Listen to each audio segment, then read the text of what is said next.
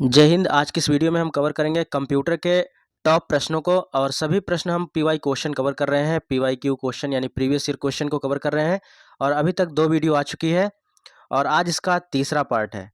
ठीक है, तो अगर आपने नहीं देखा है तो प्लेलिस्ट में जाकर आप देख सकते हैं। बिल्कुल अच्छे से हमने कवर किया है, एक्सप्लेनेशन के साथ कवर किया है। चलिए स्टार्ट करते हैं वीडियो को और जितने भी क्वेश्चन आज तक पूछे गए हैं प्रीवियस एग्जाम में सभी को हम कवर करेंगे। ठीक है, तो आप लोग पेशेंस बनाकर वीडियो को देखिए। देखिए इस समय जुकाम वुकाम हो गया है और कोई दवा भी इस समय असर नहीं करे क्योंकि कोल्ड का सीज़न है। तो हम लोग यहाँ पर कंप्यूटर पढ़ने वाले हैं, कंप्यूटर के प्रीवियस ईयर क्वेश्चन को। चलिए यहाँ पर हम लोग स्टार्ट करते हैं और 35 क्वेश्चन तक हम लोग कवर कर लिए थे। अब 35 से आगे कवर करेंगे 36 नंबर का। तो बिल्कुल आराम से इसको वीडियो को, जो क्वेश्चन आप लोग लगे कि ये क्वेश्चन हमको आता है तो अच्छे से इसका आंसर भी आप देख सकते हैं, रियल टेस्ट मानकर इसको आप सॉल्व भी कर सकते हैं। चलिए 36 नंबर का क्वेश्चन है, कह रहा है कि कौन सी कोटि बायोस को सर्वोत्तम परिभाषित करती है। चलिए बायोस, बायोस से देखिए बहुत पूछा जाता है कि बायोस आखिर इसका पूर्ण रूप क्या होता है। तो बेसिक इनपुट आउटपुट सिस्टम होता है और यह फर्मवेयर के रूप में परिभाषित करती है। ठीक है, याद रखिएगा, इंपॉर्टेंट है। इसका एक्सप्लेनेशन देख लेते हैं। फर्मवेयर हार्डवेयर डिवाइस में अस्थायी रूप से इंस्टॉल किया जाता है और फर्मवेयर बैकग्राउंड किया जाता है और फर्मवेयर बैकग्राउंड में हार्डवेयर को कंट्रोल करने, संचालित करने या मेंटेन कर रखने के लिए होता है और यह प्रोग्राम किए गए निर्देशों का एक सेट होता है, यानी set of instruction that is called programme. भैया एक क्वेश्चन इंपॉर्टेंट है, एक क्वेश्चन इंपॉर्टेंट है, आप इसको ज़रूर अच्छे से नोट कर लीजिएगा। और जो वीडियो कार्ड बायोस, कीबोर्ड या हार्डवेयर जैसे डिवाइस को रिप्रेजेंट करता है। चलिए आगे चलते हैं। नेक्स्ट वन है एएलयू का विस्तृत रूप हमसे पूछ रहा है। एएलयू का पूर्ण रूप क्या होता है? इसका पूर्ण रूप होता है अरिथमेटिक लॉजिक यूनिट होता है। ऑप्शन नंबर सी करेक्ट होगा और यह तो कई बार एग्जाम में पूछा गया है। देखिए जब क्वेश्चन पढ़िए तो बहुत ध्यान से पढ़िए ताकि दोबारा गलत भी ना हो। चलिए एएलयू का पूर्ण रूप यहाँ पर दिया है, अरिथमेटिक लॉजिक यूनिट है। डेटा प्रोसेसिंग का वास्तविक कार्य एएलयू द्वारा किया जाता है। या डेटा पर कंट्रोल यूनिट से प्राप्त निर्देशों के अनुसार सभी प्रकार की गणितीय एवं तार्किक कार्यवाहियाँ करता है। अगला प्रश्न है 38 नंबर का, कह रहा है कि निम्न में से क्या बायोस की भूमिका का वर्णन करता है, यानी बायोस के बारे में क्या चीज़ यहाँ पर सही है आपको बताना है। तो पहले इसका एक्सप्लेनेशन देख लेते हैं फिर आंसर देखते हैं। कह रहा है कि बायोस का पूर्ण रूप होता है बेसिक इनपुट आउटपुट सिस्टम होता है। यह एक प्रोग्राम है। क्या है? बायोस एक प्रोग्राम है जो रोम से यानी रीड ओनली मेमोरी से निष्पादित यानी एग्जीक्यूट होता है जब कंप्यूटर को चालू किया जाता है। यानी जब कंप्यूटर को हम चालू करते हैं, स्टार्ट करते हैं, बूट करते हैं, ठीक है, तो इस समय बायोस वर्क करता है कि सभी कंपोनेंट सही तरीके से काम कर रहे हैं या नहीं काम कर रहे हैं। बस इसका यही मेन उद्देश्य होता है। तो अब यहाँ पर हम लोग देखते हैं क्वेश्चन की तरफ, बायोस क्या भूमिका रिप्रेजेंट करता है। तो यह देखिए बायोस क्या है? एक प्रोग्राम है। ठीक है, अच्छे से याद रखिएगा, बायोस क्या है? एक प्रोग्राम है जो रोम से निष्पादित होता है। क्या है? रोम से निष्पादित होता है जब कंप्यूटर चालू होता है। तो correct answer option number B होगा। देखिए इस समय जो है जितने क्वेश्चन करवाए जा रहे हैं इसको अच्छे से आप नोट कर लीजिए, अच्छे से इसको रट लीजिए, डेफिनेटली एग्जाम में बेनिफिट करने वाला है। ठीक है, एक क्वेश्चन जरूर एग्जाम में आपको मिलेगा तो इसको अच्छे से पढ़ेंगे, मल्टीपल टाइम में रिवाइज करिए क्योंकि इसका हमने प्लेलिस्ट भी बना दिया है। और इसका अगर आप ई बुक ले लेते हैं तो ई बुक लेने के बाद आपको कोई भी दिक्कत नहीं होने वाली है। ई बुक लेकर आप अच्छे से इसको तैयारी कर सकते हैं। ठीक है, और ई बुक लेने का प्रोसेस क्या है? जो नंबर दिख रहा है 9793661506, इस पर आप 100 रुपये पेमेंट करके, ठीक है, इस ई बुक को लेकर आप अच्छे से तैयारी कर सकते हैं। इसमें कोई भी टॉपिक नहीं छूटने वाला है। आप इस ई बुक को एक बार लेकर देखिए, आपका 100% स्कोर बूस्ट हो जाएगा। ठीक है, मैंने इस प्रकार इसको डिज़ाइन किया है सभी चैप्टर को। चलिए अगला प्रश्न है 39 नंबर का, कह रहा है कि सीपीयू का वह भाग जिसमें सर्किटरी लगा होता है और जो स्टोरेज संग्रहित प्रोग्रामों को पूरा करने या निष्पादित करने के लिए पूरे कंप्यूटर सिस्टम को निर्देशित करने के लिए विद्युत संकेत का प्रयोग करता है, उसे जाना जाता है भैया किस नाम से जानते हैं। बहुत इंपॉर्टेंट क्वेश्चन है, कई बार पूछा जा चुका है। इसे हम कंट्रोल यूनिट कहते हैं। क्या कहते हैं? कंट्रोल यूनिट कहते हैं। फिर से एक बार देख लेते हैं। सीपीयू का वह भाग, आपको कहीं भटकना ही नहीं है, सीपीयू का वह भाग पूछ रहा है ना, तो सीपीयू के जो भाग होते हैं उसी में से पूछ रहा है। सीपीयू का वह भाग जिसमें सर्किटरी लगा होता है और जो संग्रहित प्रोग्रामों को पूरा करने और निष्पादित करने के लिए पूरे कंप्यूटर सिस्टम को निर्देशित करता है। क्या है? कंट्रोल यूनिट है। तो ऑप्शन नंबर 1 करेक्ट हो जाएगा। अगले क्वेश्चन की तरफ मूव करते हैं। नेक्स्ट वन है और इसका एक्सप्लेनेशन भी देख लेते हैं। कह रहा है कि सीपीयू के कंट्रोल यूनिट यानी सीयू में सर्किटरी होता है, यानी सीपीयू के कंट्रोल यूनिट में क्या होता है? सर्किटरी होता है, जो संग्रहित प्रोग्राम निर्देशों को पूरा करने के लिए तथा पूरे कंप्यूटर सिस्टम को निर्देशित करने के लिए विद्युत संकेतों का उपयोग करती है। और देखिए यहाँ पर सीपीयू प्रोग्राम निर्देशों को निष्पादित नहीं बल्कि कंप्यूटर के अन्य भागों को निर्देश देता है। ठीक है, देखिए आप लोग का क्लास मिस ना हो इसकी वजह से, देखिए इस समय फीवर है, कोल्ड है, फिर भी क्लास को अटेंड कर रहे हैं, यहाँ पर ले रहे हैं क्लास को। और देखिए अगर आप वीडियो को देख रहे हैं तो एक बार लाइक जरूर कर दीजिएगा और एक प्यारा सा कमेंट भी कर दीजिएगा, क्योंकि आपका एक लाइक और एक कमेंट हमें नेक्स्ट वीडियो के लिए मोटिवेट करता है। अगले क्वेश्चन की तरफ चलते हैं। अगला प्रश्न है, एक संसाधन, कह रहा है कि एक संसाधन के अतिरिक्त एक संसाधन के आंतरिक डेटाबेस में बिट्स की संख्या होती है जिसे संसाधक एक बार में संसाधित कर सकता है, और इसे क्या कहते हैं? वर्ड लेंथ कहते हैं। ठीक है, कह रहा है कि वर्ड लेंथ एक संसाधक के आंतरिक डेटाबेस में बिट्स की संख्या होती है जिसे संसाधक एक बार में संसाधित कर सकता है। भैया बहुत इंपॉर्टेंट क्वेश्चन है, इसको आप जरूर याद रखिएगा। कैसे याद रखना है इसका हम ट्रिक भी बता दे रहे हैं, लेकिन पहले एक्सप्लेनेशन देख लीजिए। वर्ड लेंथ के बारे में पूछ रहा है, वर्ड लेंथ के बारे में कह रहा है, यानी शब्द की लंबाई के बारे में कह रहा है। यह आंतरिक डेटाबेस क्या है? यह इंटरनल डेटाबेस रजिस्टर, एएलयू आदि की चौड़ाई पर निर्भर करता है, और एक प्रोसेसर एक बार में जितना बिट प्रोसेस कर सकता है उसी को क्या बोला जाता है? वर्ड लेंथ कहते हैं। ठीक है, तो यहाँ पर क्या रहेगा? एक वर्ड लेंथ एक संसाधक के आंतरिक डेटाबेस में बिट्स की संख्या होती है जिसे संसाधक एक बार में संसाधित कर सकता है। चलिए 41 नंबर का क्वेश्चन है, कह रहा है कि कौन सा कंप्यूटर पेरिफेरल भौतिक छवि या दस्तावेज की प्रतिलिपि बनाने में और उसे डिजिटल छवि के रूप में अपने कंप्यूटर पर सहेजने की सुविधा प्रदान करता है? तो क्या है? तो भैया स्कैनर है। कह रहा है कि कौन सा कंप्यूटर पेरिफेरल आपको भौतिक छवि, ठीक है, भौतिक छवि या दस्तावेज की प्रतिलिपि बनाने और उसे डिजिटल छवि के रूप में, खाली आप इतना याद रखिएगा, जब कहे डिजिटल छवि तो बस तुरंत आप स्कैनर पर टिक कर दीजिएगा, बस इतना ही दिमाग में याद रखिएगा। क्या है? डिजिटल छवि और भौतिक छवि, तुरंत आप स्कैनर पर क्लिक कर दीजिएगा। इसका एक्सप्लेनेशन है, स्कैनर एक कंप्यूटर पेरिफेरल है जो भौतिक छवि या दस्तावेज की प्रतिलिपि बनाने और उसे डिजिटल छवि के रूप में अपने कंप्यूटर पर सहेजने की सुविधा प्रदान करता है। तो भैया करेक्ट आंसर क्या होगा? ऑप्शन नंबर सी होगा। सॉरी। अगला प्रश्न है, कह रहा है कि 42 नंबर का है, अंडू फंक्शन की कीबोर्ड शॉर्टकट की क्या है?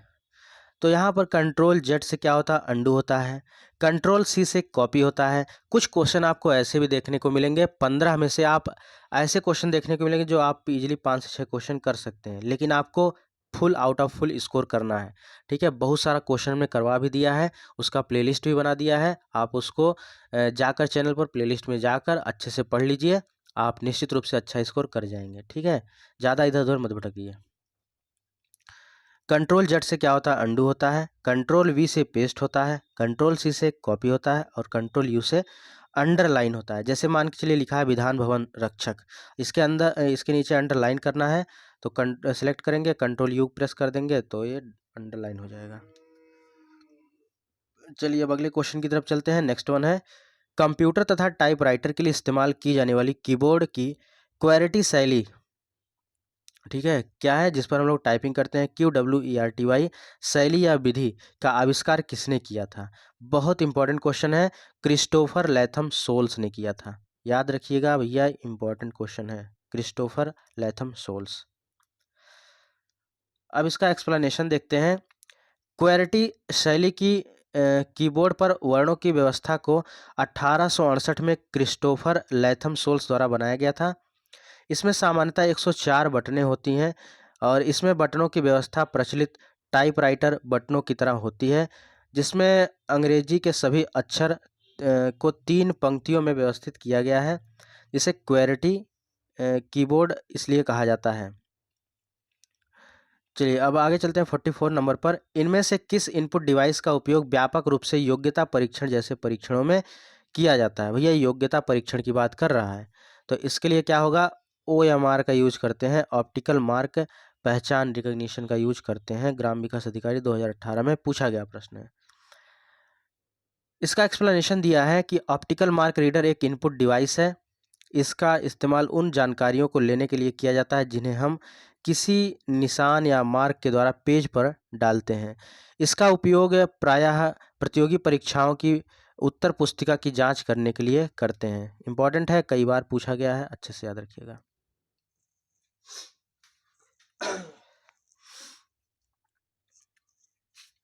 चलिए आगे चलते हैं अगले क्वेश्चन की तरफ। 45 नंबर है, प्रिंट के दौरान गैर प्रभाव वाले प्रिंटर यानी नॉन इम्पैक्ट प्रिंटर वाले पेपर को स्पर्श नहीं करते हैं। वे कागज पर प्रतीकों को छापने के लिए रासायनिक गर्मी या विद्युत संकेतों का उपयोग करते हैं। इनमें से कौन सा गैर प्रभाव प्रिंटर नहीं है? इनमें से आपको बताना है कौन सा नॉन इम्पैक्ट प्रिंटर नहीं है। तो मेरे दोस्त इसका करेक्ट आंसर होगा ऑप्शन नंबर ए, डार्ट मैट्रिक्स जो है ये इम्पैक्ट प्रिंटर है, लेकिन हमसे इसमें कहा है कि कौन सा नहीं है। चलिए 46 नंबर का है।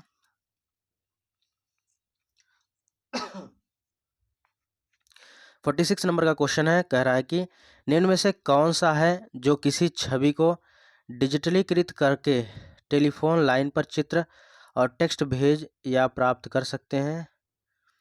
तो यह है फैक्स मशीन, यानी ऑप्शन नंबर बी करेक्ट होगा, फैक्स मशीन। फैक्स मशीन ऐसा उपकरण है जिसका इस्तेमाल डॉक्यूमेंट को डिजिटल रूप में भेजने के लिए होता है। इसमें टेलीफोन लाइनों के माध्यम से चित्र टेक्स्ट को भेजा जाता है और इसका व्यावसायिक प्रयोग 1865 में शुरू हुआ था। अगला प्रश्न है 47 नंबर का है, कंप्यूटर प्रणाली में निम्न में से क्या इनपुट डिवाइस का उदाहरण नहीं है? तो यहाँ पर देखिए इनपुट डिवाइस के बारे में पूछ रहा है, कौन सा नहीं? कीबोर्ड है, स्कैनर है, माउस है, लेकिन प्रिंटर क्या है? आउटपुट डिवाइस हमने कल बताया था कि जिसके लास्ट में टर लगा रहे वह आउटपुट डिवाइस में काउंट किया जाता है। तो इसका एक्सप्लेनेशन है, इनपुट डिवाइस एक विद्युत यांत्रिक युक्ति है जो डेटा और अनुदेशों को स्वीकार कर उसे कंप्यूटर के प्रयोग लायक बनाता है। Keyboard, mouse, scanner, camera, joystick, touch pad इत्यादि इनपुट डिवाइस आदि हैं। और प्रिंटर, प्रोजेक्टर, स्पीकर, मॉनिटर ये सभी क्या है? आउटपुट डिवाइस है।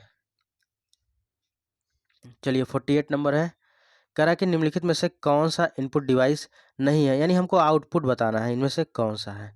तो भैया माउस, कीबोर्ड, स्कैनर ये सभी क्या है? सभी इनपुट है, लेकिन प्रिंटर क्या है? आउटपुट है। तो correct answer option number B होगा। चलते हैं अगले क्वेश्चन की तरफ, लेकिन इसका एक्सप्लेनेशन भी देख लेते हैं। कंप्यूटर की इनपुट डिवाइस कौन सी है? यहाँ पर कीबोर्ड है, माउस है, जॉयस्टिक है, प्रकाशी पेन जिसको लाइट पेन कहा जाता है, स्कैनर है, बारकोड रीडर है, मार्कर है, मार्क रीडर है, डिजिटल कैमरा है, माइक और उसके बाद स्पीच रिकॉग्निशन सिस्टम है। ये सभी क्या है?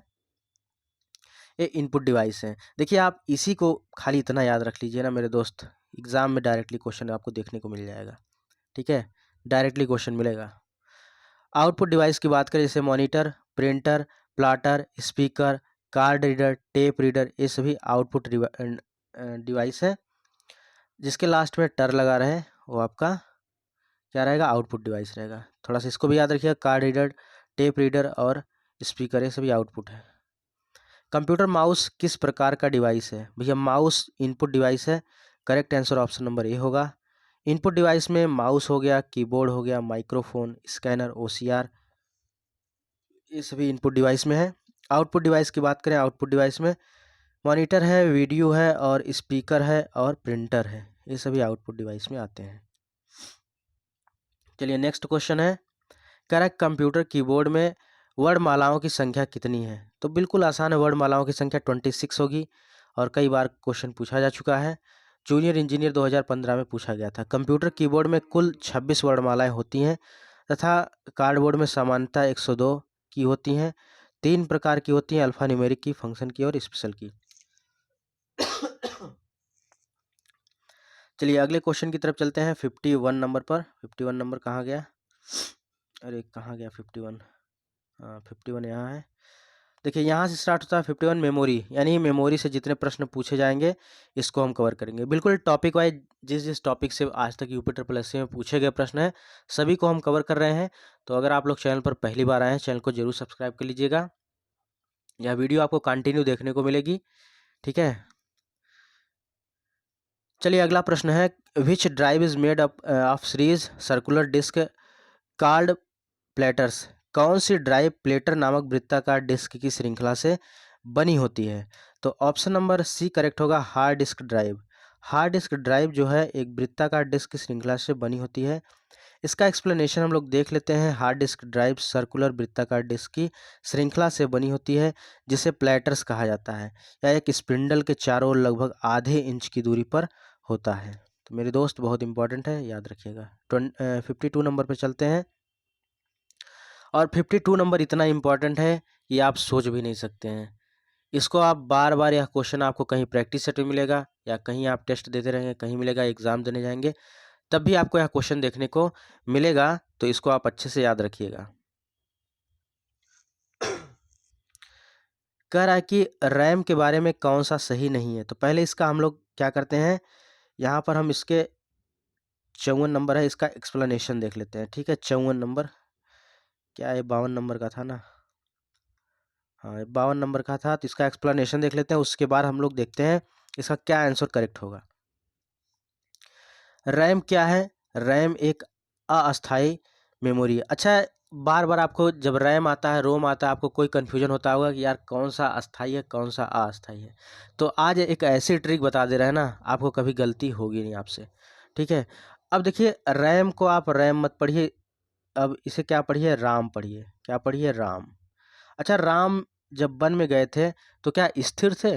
नहीं स्थिर थे ना, लगातार कहीं ना कहीं वह इधर उधर जा ही रहे थे, ठीक है। अपने रास्ते पर जा रहे थे, वन में लगातार कंटिन्यू जाए जा रहे थे। तो यह क्या थे, अस्थाई थे? नहीं थे, अस्थाई थे। तो बस आप याद रखिएगा, राम क्या थे, अस्थाई थे। लेकिन अब बात करते हैं रोम। रोम का मतलब क्या हो गया, अस्थाई। अब भैया आप अपने रूम में रह के पढ़ाई करते हैं, रूम में रहकर कुछ भी काम करते हैं तो यार आप स्थिर होकर करते हैं ना। तो बस सिंपल सी बात है, रोम का मतलब हो गया स्थिर मेमोरी है, बस। तो यहाँ पर क्या है, रैम एक अस्थायी यानी वोलेटाइल मेमोरी है जिसका मतलब है कुछ समय के लिए डेटा को रखती है तथा अचानक से कंप्यूटर बंद होने पर डेटा खत्म हो जाता है। यह लंबे समय के लिए डेटा स्टोर करके नहीं रखती है। इसके लिए कंप्यूटर बंद करने से पहले उसके डेटा को द्वितीयक मेमोरी में स्टोर करना पड़ता है या सिर्फ वर्तमान में चल रहे कार्य डेटा को कुछ समय के लिए होल्ड करता है। फिर से एक बार देखिए, और बहुत इंपॉर्टेंट है, रैम क्या है, अस्थाई है। यह क्या करता है, कुछ समय के लिए डेटा को रखता है, यानी शार्ट टाइम के लिए। भाई जो चीज़ अस्थाई रहेगी वह शार्ट टाइम के लिए ही रखेगी ना। तथा अचानक जैसे ही कंप्यूटर आप बंद करेंगे, बिजली चली जाएगी, तुरंत ही डेटा इसका खत्म हो जाएगा, ठीक, तुरंत ही इसका डेटा खत्म हो जाएगा। लेकिन वही रोम में क्या होता है, रोम में ऐसा नहीं होता है। चलिए अब यहाँ पर हम लोग देख लेते हैं इसमें क्या करेक्ट होगा। अब तो हमने जितना था उतना पढ़ लिया है, अब रैम के बारे में देखते पढ़ते हैं। रैम कह रहा है, रैम कंप्यूटर के बंद होने पर डेटा को अस्थायी रूप से स्टोर करता है ना, ना ना, स्टोर नहीं करता है। ये क्या करता है, ये तुरंत ख़त्म कर देता है। रैम में क्या करते हैं, जैसे हम अगर कुछ काम कर रहे हैं कंप्यूटर पर, रैम में जो चीज़ें रहती हैं तुरंत, जैसे लाइट कट गई या बिजली या कंप्यूटर में कुछ ऐसा हो गया, तुरंत आपका डेटा उड़ जाएगा, ठीक है, डेटा फिनिश हो जाएगा। तो यहाँ पर पहला वाला जो है इनकरेक्ट हो जाएगा। दूसरा दिया है, रैम दो मुख्यतः एस रैम और डी रैम दो प्रकार में वर्गीकृत किया गया है। बिल्कुल सही है, स्टैटिक रैम और डायनेमिक रैम। अगला है सी वाला, कह रहा है रैम एक रीड राइट मेमोरी है। बिल्कुल करेक्ट है, रीड राइट मेमोरी है। और नेक्स्ट दिया है कि रैम डेटा प्रोग्राम और प्रोग्राम रिजल्ट को स्टोर करने के लिए सीपीयू की आंतरिक मेमोरी है। भैया ये भी बिल्कुल करेक्ट है, यानी पहला वाला गलत हो जाएगा। चलिए आगे चलते हैं। 53 नंबर है, 53 नंबर पे चलते हैं। कह रहा है कि कौन सा स्टोरेज माध्यम सबसे तेज और महंगा है। तो यह कैश सबसे महंगा है। क्या भैया, कैश सबसे महंगा है, याद रखिएगा। 54 नंबर है, कह रहा है कि डेटा को बनाए रखने के लिए निम्नलिखित में से किस प्रकार की मेमोरी को लगातार रिफ्रेश करना चाहिए। तो जो डी रैम होती है यानी डायनेमिक रैम, इसको अगर आप मेमोरी को लगातार रिफ्रेश करेंगे तो डेटा इसमें बना रहेगा। तो correct answer option number C होगा। लेकिन यस रैम में ऐसा नहीं है, यस रैम इसका अपोजिट होता है।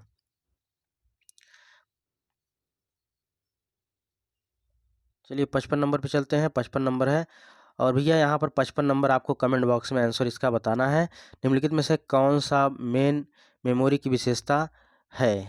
चलिए बताइएगा आप लोग कमेंट बॉक्स में इसका करेक्ट आंसर क्या होगा। और फ्रेंड्स आज के लिए इतना ही, ठीक है, आज के लिए इतना ही। और देखिए यह वीडियो कंटिन्यू आपको देखने को मिलेगी। इसका हमने प्लेलिस्ट भी बना दिया है। प्लेलिस्ट में जाकर आप अच्छे से रिवाइज भी कर सकते हैं, मल्टीपल टाइम में रिवाइज भी कर सकते हैं, कोई प्रॉब्लम नहीं होने वाली है। और फ्रेंड्स एक ज़रूरी सूचना है कंप्यूटर ई बुक के रेफरेंस में। देखिए यहाँ पर कई बुक आ चुकी हैं, जैसे संपूर्ण करंट अफेयर की बुक आ चुकी है। आने वाले time Allahabad high court, railway NTPC LP के पेपर लगे हुए हैं, जूनियर असिस्टेंट के भी हैं और यूपी आरओ की भी है। तो फ्रेंड्स ज़बरदस्त तरीके से हमने नोट्स प्रिपेयर किया है। और पहले मंथली वाइज आपको मिलने वाला है, उसके बाद 400 क्वेश्चन कलेक्शन आपको अलग से दिया गया है, जो मल्टीपल टाइप के क्वेश्चन को सेलेक्ट कर, जैसे मिलिट्री एक्सरसाइज, इंडेक्स, वर्तमान में कौन क्या है, इन सब क्वेश्चनों का कलेक्शन यानी अपने आप में संपूर्ण है। इससे बाहर आपको करंट अफेयर नहीं पढ़ना है, ठीक है। देश का कचरा पढ़ के क्या करेंगे, ठीक है, ऐसा तो है नहीं। महारत हासिल करना है, बस आपको एग्जाम में जितना करंट आया उसमें से अगर 5 आता है तो कम से कम 2-3 क्वेश्चन तो हो ही जाना चाहिए, ठीक है, 3-4 क्वेश्चन। तो आप 1000 क्वेश्चन कलेक्शन दिया गया है, इसको आप अच्छे से लेकर पढ़ लीजिए। आप डेफिनेटली एग्जाम में अच्छा स्कोर करके आएंगे, ठीक है। वैसे करंट अफेयर अथाह है, आप पढ़ते रहेंगे तो आप दिन भर करंट अफेयर पढ़ते रहिए, इसका कोई लिमिट नहीं है। स्क्रीन पर जो नंबर दिख रहा है इस पर आपको 49 रुपये पेमेंट करके स्क्रीनशॉट सेंड करना है, अपना नाम डिस्ट्रिक्ट मेंशन कर देना है। थोड़ी देर बाद आपको इसका ई बुक प्रोवाइड करा दिया जाएगा। साथ ही साथ देखिए यूपी जीके भी आ चुकी है। यूपी जीके और Uttar Pradesh current affair 6 month का है। एक बार डिटेल से बता दे रहे हैं, क्योंकि काफ़ी लोग कमेंट कर रहे थे सर इसमें क्या क्या फीचर है। तो फ्रेंड्स जितने भी यूपी ट्रिपल एस सी के ट्रेंडिंग टॉपिक हैं, ठीक है, जितने भी ट्रेंडिंग टॉपिक हैं फ्रेंड्स, कोई भी टॉपिक आपका नहीं छूटने वाला है, ठीक है। इसमें सब टॉपिक को अच्छे से कवर किया गया। हर एक टॉपिक की बात खासियत क्या है, आपको PYQ क्वेश्चन देखने को मिलने वाला है। यानी जब आप यूपी के लोक नृत्य पढ़ेंगे, उसके बाद आपको लोक नृत्य से, महोत्सव से, मेले से जितने प्रश्न आज तक पूछे गए हैं सब कुछ एक साथ मिल जाएगा। तो फ्रेंड्स और क्या चाहिए आपको। और यूपी ट्रिपल एस सी के जितने फेवरेट टॉपिक हैं सब कुछ दिया गया है। लास्ट में PYQ क्वेश्चन दिया गया है, यानी आपको PY क्वेश्चन के लिए भी कहीं भटकना नहीं है। और देखिए 6 मंथ का करंट अफेयर है, यानी जनवरी 2024 से जून 2024 तक अपडेटेड करंट अफेयर है। टोटल 44 पेज में कवर किया गया है, और यह यूपीजी के 234 पेज में कवर किया गया। इसके लिए प्राइस है 125 रुपये। और नेक्स्ट ई बुक है कंप्यूटर की बुक। कंप्यूटर में अगर आपको प्रॉब्लम होती है, आपका स्कोर नहीं बूस्ट हो रहा है, तो इसको आप लेकर देखिए, अच्छे से पढ़िए। आप कोई भी टेस्ट दीजिए, आपका एग्जाम में 100% स्कोर बूस्ट हो जाएगा। कोई टेस्ट भी देंगे तब भी आप अच्छा स्कोर करके आएंगे, क्योंकि इसमें इसी प्रकार हमने डिजाइन किया है। इसके लिए आपको 100 रुपये पेमेंट करने हैं, स्क्रीनशॉट इसी नंबर पर सेंड करना है पेमेंट करके, ठीक है। अगर पेमेंट करने में कोई दिक्कत आती है तो आप लोग इसमें इसी नंबर पर आप लोग व्हाट्सएप करिएगा, आपको QR कोड मिल जाएगा। तो फ्रेंड्स ये रही आज की वीडियो। बाकी आप लोग आशा करता हूँ तैयारी अच्छे से कर रहे होंगे। अगर आप लोग चैनल पर पहली बार आए हैं, चैनल को जरूर सब्सक्राइब करिएगा।